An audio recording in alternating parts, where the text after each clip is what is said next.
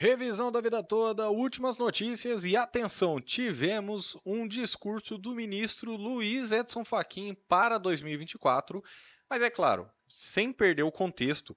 Olha só o que podemos esperar do ministro Luiz Edson Fachin para a revisão da vida toda dia 1º de fevereiro. Eu trouxe aqui diretamente o voto dele, onde a gente já vai ter algumas impressões e que o ministro Zanin vai ter sim o seu voto derrubado, principalmente no que se refere à parte do STJ, retornar alto para STJ, ofensa à cláusula de reserva de plenário, isso tudo vai cair por terra. Agora, modulação de efeitos, a gente já vai falar como que vai ficar e também vou falar o que o ministro Luiz Edson Fachin falou agora em 2024, beleza? Então, o ministro Edson Fachin ele começou o voto dele, né? Cumprimentando a todos, saudou a quem fez as sustentações orais, tudo certinho, beleza. E aqui ele traz a decisão do STJ, é claro que eu vou pular, não vou ler tudo, né? Mas ele fala que teve a repercussão geral reconhecida do STF e que, ó, agora, a partir de agora, atenção. No Superior Tribunal de Justiça, no STJ, o agravo em recurso especial foi convertido em recurso especial com afetação ao rito dos repetitivos e suspensão de processos em todo o território nacional, inclusive aqueles em tramitação pelo rito dos juizados especiais. Então, o STJ, para não haver uma ilegalidade, para não acontecer o que está acontecendo agora, ele falou: não, calma, ele suspendeu os processos no Brasil inteiro. Então, foi uma decisão tomada com calma. Né? Não foi atropelando um juiz falando uma coisa ou não, não, não, não, não, calma lá. Suspendeu tudo para dar uma decisão. O Ministério Público Federal e a Procuradoria-Geral da República manifestou-se pelo provimento do recurso especial, decisão adotada por unanimidade pelos ministros da primeira sessão do STJ. Até aqui, estamos falando a mesma língua, né? Você está entendendo. Aí veio o recurso extraordinário do INSS. E aí, olha só, o INSS argumenta pela violação à cláusula de reserva de plenário, tendo em vista que a não aplicação do artigo 3º da Lei 9.876 de 99, a regra transitória e a regra definitiva, você já sabe disso, por incompatibilidade com o texto constitucional, equivaleria à declaração de sua inconstitucionalidade. E o INSS sustenta a impossibilidade de coexistência de duas regras, advoga pela aplicação de uma regra única, aplicável ao cálculo de todos os segurados, com a consequente limitação do cômputo para a aposentadoria apenas das contribuições feitas a partir de julho de 94. Esse é o jogo do INSS, né? Atrasar a vida do aposentado. Sublinha que esta foi a opção do legislador ao excluir o período contributivo anterior à nova legislação. Isso aqui é o que o INSS está pedindo, tá? Ao final, requer o provimento do recurso. E aqui ele já começa. Senhor presidente, eu estou de acordo com as balizas fixadas no voto do ministro relator no que se refere à aplicação do artigo 97 da Constituição. O que diz esse artigo 97? É aquele artigo que diz que, para declarar a inconstitucionalidade ou afastar a incidência de uma norma, aí sim que tem que ter o plenário do STF ou o órgão especial do STJ, né? Não é qualquer um que pode afastar a incidência de uma norma. Então, se o STJ tivesse afastado, aí não poderia ser a primeira sessão do STJ, teria que ser o órgão especial, formado pelos ministros mais antigos.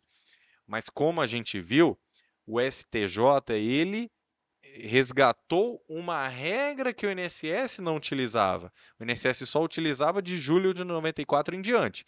E o STJ falou: ué, mas peraí, já tem isso, essa outra regra na lei. Então, não é que ele afastou uma regra, ele trouxe uma regra e ambas as regras já existiam, ambas as regras coexistem, existem ao mesmo tempo. Aí vai depender, né, qual for mais vantajosa para o aposentado. A essa é que vai ser utilizada. Em relação ao mérito, ele entende, o ministro Edson Fachin entende, que a demanda seria de norma infraconstitucional, ou seja, meus amigos, se dependesse do Luiz Edson Fachin, esse processo teria encerrado em dezembro de 2019, de forma unânime para os aposentados. Esse processo nem era para estar no STF.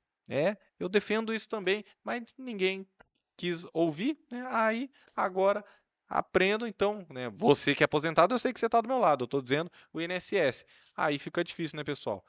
Que subiu o recurso para o STF e conseguiram emplacar ainda uma repercussão geral.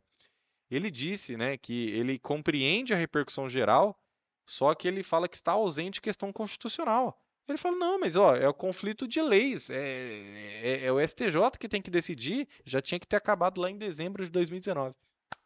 Palmas para o nosso ministro Luiz Edson Fachin, que eu tive a honra, inclusive, de ser aluno na pós-graduação em Direito Constitucional. Eu sou especialista pelo IDCC, isso mesmo.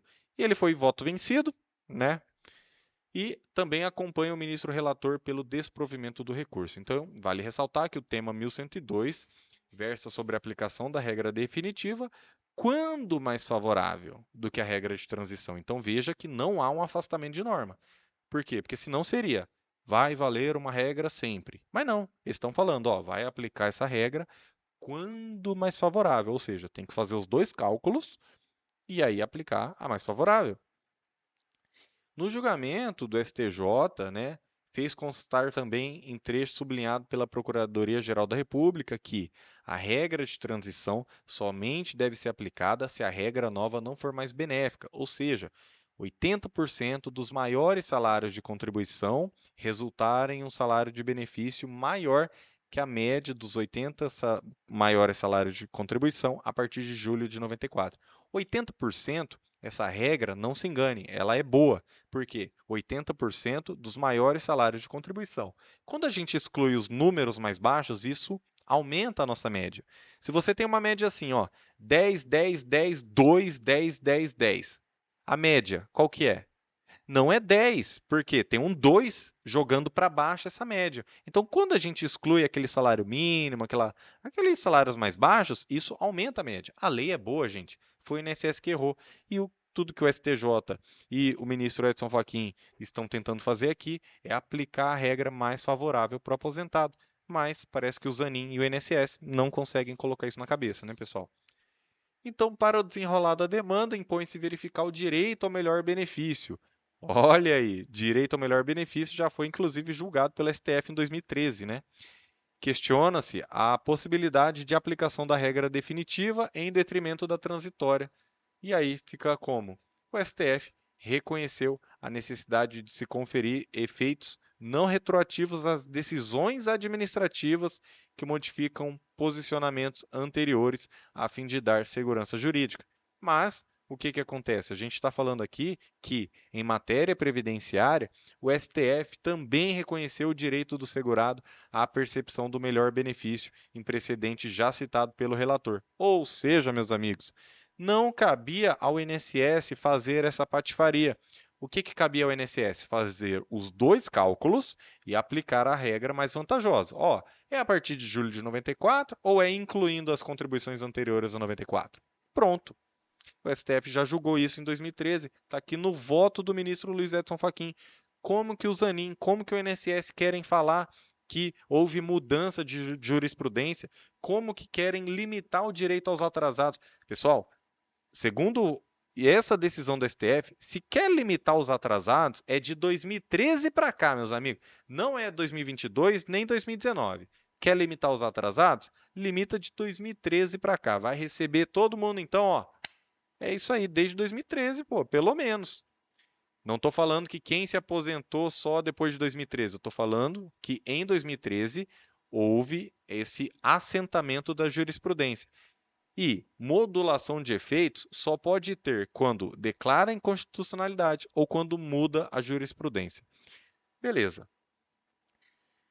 Ele fala também, né, de afastar a limitação temporal. Olha aí, limitação de tempo, temporal. Isso aí, ó, pessoal, isso aí também é atribuição do STJ julgar, né? Competência do STJ. Muito bem. Então, não guarda harmonia com o sistema constitucional, nem com essa jurisprudência do STF, que admite o direito ao melhor benefício, que a regra de transição seja mais gravosa, seja pior do que a regra definitiva. A regra de transição, afinal, é engendrada para reduzir o dano à expectativa de direito dos segurados. Que belas palavras, né, pessoal? E artigo 201 da Constituição determina que todos os ganhos habituais do empregado serão incorporados ao salário para efeitos de contribuição previdenciária e consequente repercussão no cálculo dos benefícios. Mas parece que o INSS pulou essa parte da Constituição, né? É. Procuradoria-Geral da República também disse que, na exposição de motivos, ou seja, quando os deputados e senadores foram fazer essa lei, eles quiseram proteger os segurados da inflação. Ou seja, se a lei veio para proteger, como que o INSS quer aplicar só a regra que for menos vantajosa? Meu Deus, gente, é um exercício de lógica, né? Mas o óbvio também precisa ser dito. E aí ele concorda com o voto do relator, ele entende que deve ser aplicada a regra mais favorável e coloca aqui, né, a tese fixada na apuração do salário de benefício dos segurados que ingressaram no regime geral até 99 e implementar os requisitos, tem que ser aplicada a regra definitiva, quando mais favorável que a regra de transição. Pelo voto dele, não fica dúvidas, né, pessoal? E agora a gente vai ver o discurso do ministro Luiz Edson Fachin para 2024. Inicia-se um novo período anual de afazeres no judiciário brasileiro. Desafios e esperanças se mesclam em direção ao que se almeja.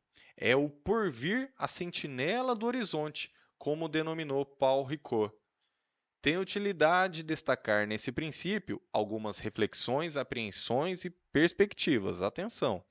Sabemos que a realização da justiça em si não pode ser uma mera representação abstrata. É isso mesmo, Petra. Tem que ser na prática, né? Essa tarefa é profundamente humana, devendo ser fecunda, fonte de potência e de eficácia. O termo humano se enlaça com humus, terra, estar rente ao chão, à vida, ao que é próprio da humanidade. Há uma grande responsabilidade para assumir-se dentro da história e não da metafísica. A jurisdição é a expressão de uma ética concreta que se realiza na história que vivenciamos, das situações que acontecem, enfim, simplesmente do mundo dos fatos, fotografados pela legalidade constitucional. Na jurisdição, o dizer é mesmo um modo de fazer, como se cada palavra fosse uma ação, como escreveu John Austin. São intoxicantes tanto a temerária leitura política dos fatos jurídicos, quanto a rasa leitura politizada das decisões judiciais. Olha aí, dizendo aqui, né, que a política não pode influenciar os fatos jurídicos. Pessoal, o que é certo é certo. Se a revisão da vida toda está pautada na lei e na Constituição e o STJ não ofendeu a legalidade, não ofendeu o artigo 97, pessoal, tem que ser mantida essa decisão, né? E aí ele continua: cumpre dar ao direito o que é do direito, sem censura, com plena liberdade, no convívio com o dissenso e com as diferenças, ao lado da independência e harmonia entre os poderes. Nada nem ninguém pode capturar e servir-se do poder judiciário, onde sobra poder, falta justiça. Muito bem colocado aqui.